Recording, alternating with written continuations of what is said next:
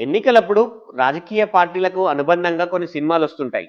హిట్టా, ఫ్లాపా పక్కన పెడితే తమకు రాజకీయంగా కలిసొస్తుందనేది ఆయా పార్టీలకు సంబంధించినటువంటి ఆశ. అందులో భాగంగానే గతంలో మొన్న ఎన్నికలకు ముందు 'యాత్ర 2' అనే ఒక సినిమా వచ్చింది. అంతకుముందు వచ్చినటువంటి 'యాత్ర'కు సీక్వెల్. కానీ 'యాత్ర 2' సినిమాలో జగన్‌ని అత్యంత కరుణామయుడిగా, జగన్ అత్యంత ప్రజాదరణ కలిగిన నేతగా చూపించే ప్రయత్నం చేశారు ఆ సినిమాకు తీసినటువంటి 'మహి వి. రాఘవారెడ్డి'.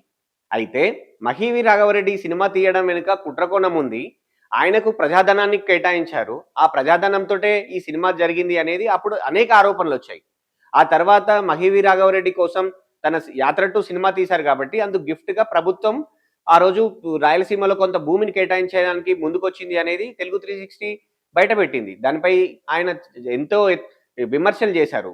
ఇంతెత్తున ఎగిసిపడుతూ అనేక కోణాల్లో విమర్శలు చేసే ప్రయత్నం చేసినా కూడా ఆ రోజు తెలుగు 360 ధైర్యంగా అవును ఇది కాదు, ఇది అవును అని చాలా స్పష్టంగా చెప్పింది. అయితే సీన్ కట్ చేస్తే వైసీపీ ఓడిపోయింది. 'యాత్ర 2' సంబంధించినటువంటి సినిమా ఎన్ని ఎలివేషన్‌లు ఇచ్చినా కూడా కనీసం పోస్టర్ల ఖర్చులకు కూడా వసూలు చేసుకోలేకపోయింది. అయితే వైసీపీ తమ నేతల నుంచి జోబులో నుంచి పెట్టిన డబ్బులో, కష్టపడి సంపాదించిన డబ్బులో పెడితే బాధపడేదేమో. ఎందుకంటే అంత అటర్ ఫ్లాప్ అయిన సినిమా కాబట్టి. కానీ అది ప్రజాధనంతో తీసిన సినిమా కాబట్టి పెద్దగా ఎవరు పట్టించుకోలేదు వైసీపీ నేతలు కూడా అనేది చాలా స్పష్టంగా కనబడుతోంది. ప్రజాధనంతో ఈ సినిమా తీశారు అని ఎందుకు అనాల్సి వస్తుంది అంటే ఈ అంశాన్ని స్వయంగా ప్రభుత్వమే అసెంబ్లీలో ప్రకటించింది. ఆనాడున్నటువంటి వైసీపీ పార్టీ, ఆనాడున్నటువంటి వైసీపీ ప్రభుత్వం 'యాత్ర 2' సినిమా కోసం 2 కోట్లకు పైచిలుకు అమౌంట్‌ని, ప్రజాధనాన్ని, ప్రజల సొమ్ముని సినిమా కోసం వాడుకుంది. నేరుగా ప్రజా సొమ్ముని తీసుకుంది. దాని ద్వారానే ఈ సినిమా చేశారు. అందుకు సంబంధించినటువంటి ప్రాథమిక ఆధారాలు వెల్లడయ్యాయి అని చెప్పి ప్రభుత్వం అధికారికంగా అసెంబ్లీలో ప్రకటించింది. సో గతంలో వచ్చినటువంటి ఆరోపణలకి ప్రభుత్వం ఇస్తున్నటువంటి సమాధానము, అది కూడా అసెంబ్లీలో ఇస్తున్నటువంటి సమాధానం మ్యాచ్ అవుతుంది. సో ఇప్పుడు మళ్ళోసారి ఈ అంశం హాట్ టాపిక్ గా మారిందని చెప్పుకోవచ్చు. సినిమా అనగానే ఎవరైనా ఒక పెట్టుబడిదారుడు పెడతారు, ఒక నిర్మాతను తీసుకొచ్చి డబ్బులు పెట్టిస్తారు, సినిమా తీస్తారు. లేదు అంటే పార్టీకి అనుబంధంగా వస్తున్నటువంటి సినిమా కాబట్టి పార్టీ నేతలో, లేకపోతే ఆ పార్టీ అధ్యక్షుడో, లేకపోతే ఆ పార్టీ ఫండ్ నుంచో అమౌంట్ కేటాయించడం అనేది జనరల్‌గా జరిగే ప్రొసీజర్. కానీ ఈసారి 'యాత్ర 2' సినిమాకి సంబంధించి అలాంటివేం జరగలేదు. వైసీపీ నేతలు ఎవరు జోబులో నుంచి ఒక్క రూపాయి డబ్బులు తీయలేదు. తీసిందంతా ప్రజాధనాన్ని 2 కోట్లకు పైచిలుకు అమౌంట్‌ని, ప్రజాధనాన్ని తీసి 'యాత్ర 2' సినిమా నిర్మించారు. ఆ నిర్మాణానికి సంబంధించి తమకు ఇందులో ప్రజాధనం దుర్వినియోగం అయిందనే అంశానికి సంబంధించి ప్రాథమిక ఆధారాలున్నాయి. దీనిపై త్వరలోనే సిఐడి విచారణకు ఆదేశించే అవకాశం అయితే చాలా స్పష్టంగా కనపడుతోంది.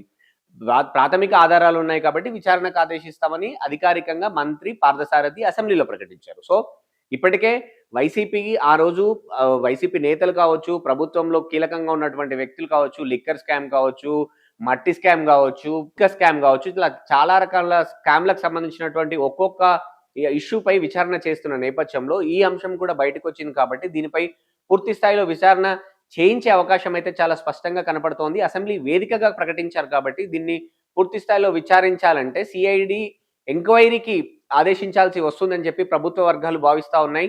అనధికారికంగా మనకు అందుతున్న సమాచారం కూడా సిఐడి విచారణకు ఆదేశిస్తే దీన్ని లోతుగా పరిశీలిస్తారు. సిఐడి దీన్ని లోతుగా విచారిస్తుంది. అందులో వచ్చినటువంటి సాక్ష్యాధారాలకు అనుగుణంగా అప్పుడు చర్యలు తీసుకునే అవకాశం అయితే చాలా స్పష్టంగా కనపడుతోంది.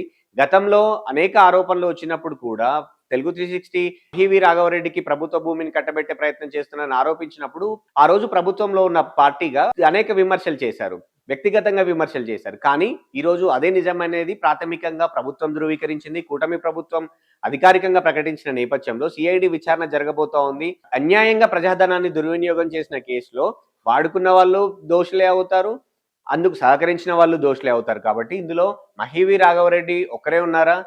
లేదు అంటే మహి వి. రాఘవరెడ్డి తీసినటువంటి సినిమా 'యాత్ర 2'లో జగన్‌ని ఎంతగా ప్రొజెక్ట్ చేశారో అంతేలా మాజీ ఎంపీ నందిగాం సురేష్‌ని కూడా ప్రొజెక్ట్ చేసిన నేపథ్యం ఉంది కాబట్టి ఆయనకి ఇంకేమైనా వైసీపీ నేతల నుంచి కావచ్చు, ఇంకే రూట్‌ల నుంచి కావచ్చు డబ్బులు అందాయా నిర్మాణ సంస్థకి? అసలు దీనికి సంబంధించినటువంటి డబ్బులు ఏ అకౌంట్‌ల నుంచి వచ్చాయి? ఏ కంపెనీ నుంచి వచ్చాయనే దానికి సంబంధించి పూర్తి స్థాయిలో సిఐడి విచారణ జరగబోతా ఉంది. సిఐడి విచారణ తర్వాత చర్యలు కూడా అరెస్టుల వరకు కూడా వెళ్ళే అవకాశం అయితే చాలా స్పష్టంగా కనపడుతోంది.